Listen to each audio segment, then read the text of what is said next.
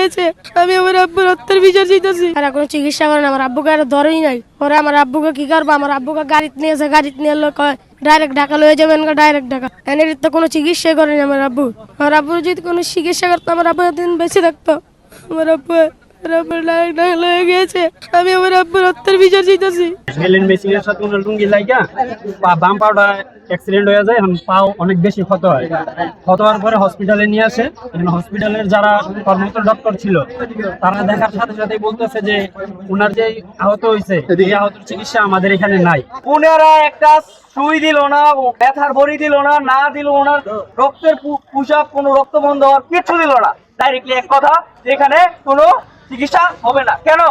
টাকা কে? জনগণের কাছে টাকা পায় না? জনগণ টাকা দেয় না? এই জনগণের টাকা চললে তোরা কেন দিবি না? হসপিটাল কিসের জন্য? এটা একমাত্র মেঘনার মধ্যে একমাত্র হসপিটাল, বড় হসপিটাল, ঢাকা থেকে দূরবর্তী। আমাদের হাতে সময় থাকে 2 ঘন্টা ঢাকা যেতে যেতে। সেই সময় পর্যন্ত আমাদের প্রাথমিক চিকিৎসা প্রয়োজন। যদি একটা হসপিটাল প্রাথমিক চিকিৎসা প্রদান না করতে পারে, তাহলে হসপিটালের মধ্যে দরকার কি? এটা কি শুধু অ্যালার্জি, হাত পা কাটা এসবের জন্য? না কোনো ওষুধ দেওয়া হচ্ছে, না কোনো ইমার্জেন্সি রুগীকে এখান থেকে ইমার্জেন্সি রুগী আসার পর অ্যাম্বুলেন্সটা পর্যন্ত দেওয়া হয় না। ওনারা দেখা যায় প্রতিনিয়ত আমরা আসলে দেখা যায় একটা যদি এক্সরে হয় বা একটা মাথা ব্যথা হয়, একটা পেট ব্যথা হইলে ওনারা বলে যে আপনারা ঢাকা নিয়ে যান।